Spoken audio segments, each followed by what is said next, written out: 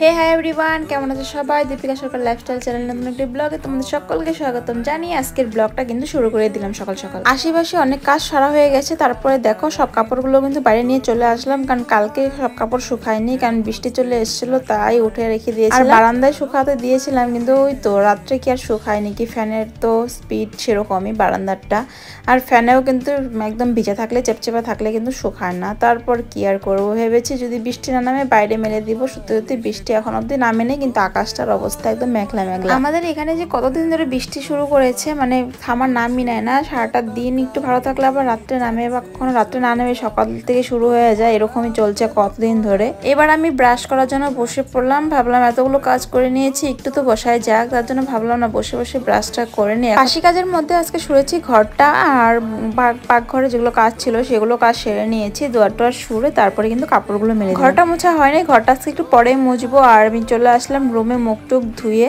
তো এবারে মুখে একটু ক্রিম ট্রিম লাগিয়ে তারপরে কিন্তু আমি এক্সারসাইজ করা শুরু করে দিব, কারণ সকালবেলা এক্সারসাইজ তোমার ডেলি করছি, তোমরা দেখতেই পাচ্ছ। জানি না কতদিন রেগুলার এটা করতে পারবো, আশা করছি যদি ডেলি ব্লগ বানানো হয় তাহলে ডেলি এক্সারসাইজটা করা হবে, কারণ তোমাদের জন্য এক্সারসাইজ করার জন্য মোটিভেট হয়। আবার তোমরা ভাবতে পারো আমাদের জন্য কেন হচ্ছে মোটিভেট, দেখো যদি ব্লগ ডেলি করা হয় তাহলে আমার ভিডিওর কন্টেন্ট লাগে, তাহলে কাজটা একটু বাড়িয়ে দেই, তার জন্য কিন্তু আমি এক্সারসাইজটা অ্যাড করে দিয়েছি। এটা আমার সিক্রেট, কিন্তু তোমাদের সবার সাথে শেয়ার করে দিলাম, কিন্তু আমার সিক্রেট তোমাদের কাছে কিচ্ছু থাকে না। তারপরে দেখো এবার কিন্তু আমি সানস্ক্রিমের মানে টিউবটা কিন্তু কেটে নিলাম, কারণ অনেক সানস্ক্রিন ছিল এটার ভিতরে। সিরিয়াসলি বলতে মানে এক্সারসাইজ কিন্তু অ্যাকচুয়ালি ব্লগের জন্য না, আমার হেলথের জন্যই আমি করি, তো একটু একটু তোমাদের সাথে ইয়ার্কি করে নিলাম।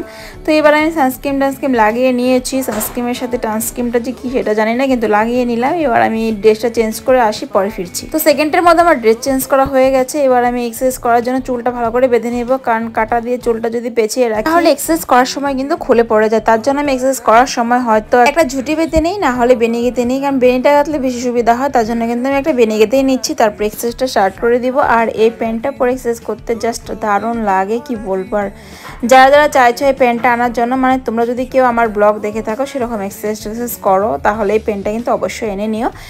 ভেরি কমফোর্টেবল এই প্যান্টটা, আর যোগা করতে কিন্তু খুবই ফ্লেক্সিবল লাগে। তো আমি কি বলবো, এটার বিষয়ে কিছু বলার নেই। যাই হোক, এবার কিন্তু আমার এক্সারসাইজ করা হয়ে গেছে, আর অনেকগুলো কাজও সেরে নিলাম, অফ ক্যামেরায় সেরে নিয়েছি। তার মধ্যে এবার একটা বড় কাজ করব, তোমাদেরকে আগের দিনের ব্লগে বলেছিলাম যে আমি ঠাকুরটা একটু চেঞ্জ করব, তোমাদের মানে দাদাভাইয়ের সাথে হেল্প নিয়ে করতে হবে। তো এবার দেখো আমি গডরেজটা কিন্তু একটু সরাবো, মানে আমার যে ওই কর্নারটা একটু স্পেস আছে, তো ওইদিকে একটু ঠেলে দিব, আর এই টেবিলটা একটু ওইদিকে ঠেলে দিব, তাহলে সামনের বোর্ডটার সামনে একটু জায়গা বের হবে, তাহলে এখানটায় ড্রেসিং টেবিলটা পেতে দিব। কারণ যেহেতু ড্রেসিং টেবিলটা আমি ঠাকুরের উদ্দেশ্যে অ্যাকচুয়ালি পাতিনি, কিন্তু ওইখানে ঠাকুর রাখা হয়েছে যেহেতু, এখন আর ঠাকুর অন্য জায়গায় কোথায় রাখবো, ঘরে তো জায়গা নেই জানোই। তো তোমরা কতটুকু ব্লগে দেখে বুঝতে পারো জানি না, কিন্তু ব্লগে তো অনেকটা বড়ই লাগে রুমটা, কিন্তু যারা যারা আমার রুমে এসে দেখেছে তারা হয়তো বুঝতে পারে যে কতটুকু ছোট বা কতটুকু স্পেস আছে রুমে। যাই হোক, অনেক কথা বলে নিলাম, এবার আসল কথায় আসি। তো ড্রেসিং টেবিলটা এখানে আনবো।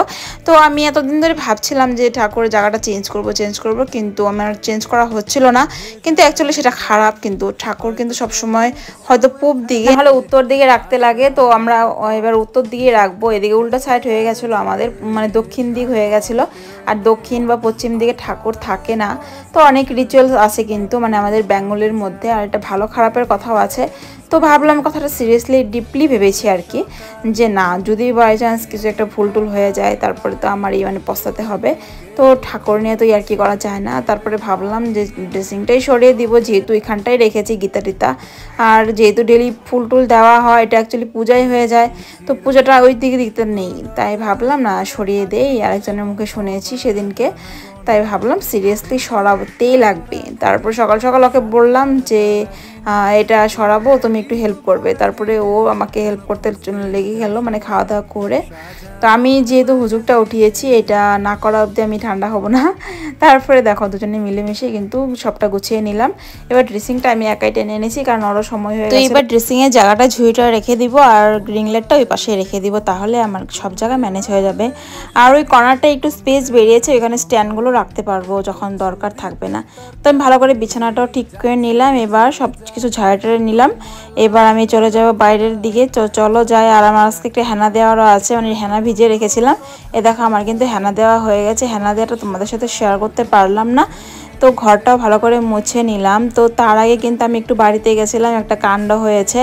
মানে বাবুর মানে একটু আগে এসেছিলো আমাদের রুমে, তো এসে মানে কাঁঠাল এনেছিলাম, যে কাঁঠালটা নিয়ে গেল। তারপরে মা একটু পরই ফোন করেছে, ফোন করে বলছে মানে বাবুর দাঁতে নাকি ব্যথা, তো দাঁতের থেকে রক্ত বের হচ্ছে। তো মা ভীষণ ভয় পেয়ে গেছে, ভাবছে কিসের থেকে রক্তটা বের হচ্ছে। তারপরে আমাকে ফোন করলো, ফোন করার পরে বললো প্রেশারের মেশিনটা নিয়ে আসতো, কখনো তো প্রেশার উঠলেও তো নাক টাক দিয়ে রক্ত বের হয়, সেটাও হতে পারে, তো নাকেরটা হয়তো মুখে দিয়ে বের হচ্ছে। তারপরে আমি দৌড়ে গেলাম, গ্যাসে আমার ডালটা বসিয়ে রেখেছিলাম মানে সেটা অফ করে তারপরে আমি গেলাম, এখান থেকে এসে তারপরে আবার কাজগুলো করলাম। তো ওরা তো ভয় পেয়ে গেছিলো। তারপরে আমি বললাম যে তোমার কি দাঁতে কোনো প্রবলেম হয়েছে নাকি? পরে বাবু দেখে বললো হ্যাঁ দাঁতে তো ব্যথা। পরে দেখলো মানে ভালো করে, হ্যাঁ দাঁতের থেকে রক্তটা বের হয়েছিল। তারপরে নিশ্চিন্ত মনে প্রেশার টেশার মেপে আমি চলে আসলাম। মা তো ভীষণই টেনশনে পড়ে গেছিলো, যেহেতু বাবুর শরীরটা ভালো না। মানে এর আগে তোমরা যারা আগের থেকে ব্লগ দেখো আমার তারা জানোই, তো সেটাই আর কি। পরে টেনশনটা একটু মুক্ত হলো। তারপরে আমি চলে আসলাম বাড়িতে, এসে বাকি কাজগুলো সেরে নিলাম। তারপরে যে রান্নাটা আধা করে গেছিলাম, এবারে রান্নাগুলো করে তারপরে কিন্তু আমাকে স্নানও করতে হবে। হেনাটা লাগিয়েছি, তা অনেকক্ষণ হয়ে গেছে। হেনা মাথায় কিন্তু আমি বাড়িতে চলে গেছিলাম, আর হেনাটা পুরোটা শুকিয়ে গেছে। এবার স্নান করতেই লাগছিল, কিন্তু হয়নি রান্না, তার জন্য দেরি হয়ে গেল। আর আজকে কাঁচা মুগ ডাল রান্না করছি, তার কারণ হচ্ছে ভাজা মুগ ডাল খেয়ে আমার অনেক গ্যাস হয়ে গেছিলো, তাই ভাবলাম যে কাঁচা মুগ ডালটাই আমাকে স্যুট করে। ভাজা মুগ ডালটা খেতে টেস্ট হয়, কিন্তু আমার জন্য ভীষণই খারাপ। আমার যেহেতু এত গ্যাসের প্রবলেম, তার জন্য না সেদিন সেই গ্যাসে ভুগেছি, তার জন্য ভেবেছি না আর ভাজার মুগ ডাল রান্না করবই না।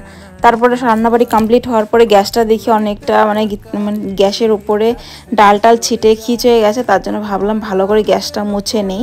ও গ্যাসটা আমার এমনি মুছতে ভালো লাগে না, কাজটায় লাগে, তার জন্য কিন্তু আমি একটু যে সাবানটা দিয়ে বাসন মাজে সেই সাবানটা দিয়েই কিন্তু আমি ভালো করে মুছে নিলাম। তো গ্যাসটা এবার ভালো করে ধুয়ে মানে ভালো করে শুকনো দানা দিয়ে মুছে দেখো চিকচিকা করে ফেলেছি। আর এদিকে বেসিনে বাসনগুলো সব ধোয়া হয়ে গেছে, আর আজকে খাবারগুলো নিচে রেখে দিয়েছি। এদিকে আমি স্নান করে চলে আসলাম শ্যাম্পু ট্যাম্পু করে। তো এবার পুজো দিয়ে নিব ভালো করে। আর যেহেতু হেনা দিয়েছে, আর আজকে বৃহস্পতিবারে তো আমি শ্যাম্পু দিব না, তো এমনি জল দিয়ে ভালো করে ধুয়ে এসেছি। আর বাইরেটা অন্ধকার হয়ে যাচ্ছে, মনে হচ্ছে যে বৃষ্টি নামবে। আর এদিকে গীতাটা এবার পাঠ করে নিব, গীতা পাঠ করে হনুমান চালিসাটা পড়বো। তারপরে আমার পূজা পাঠ কমপ্লিট হয়ে যাবে। আর আমার কিন্তু ভীষণ জুটি খিদে পেয়ে গেছে। খাটের উপরে টুল রেখেছিলাম, সেটা নামাতেই ভুলে গেছি। তখন গডরেজটা খুলেছি, তো ওইখানে জায়গাটা কম ছিল বলে আমি উপরে রেখেছিলাম, আর নামাতেই ভুলে গেলাম। এখন ভিডিওতে দেখে আমার মনে পড়েছে। তারপরে দেখা আমার কিন্তু পুজো টুজো কমপ্লিট হওয়ার তোমাদের সাথে আর ব্লগ শেয়ার করতে পারিনি। এখন হচ্ছে সন্ধ্যা 7টা বেজে গেছে।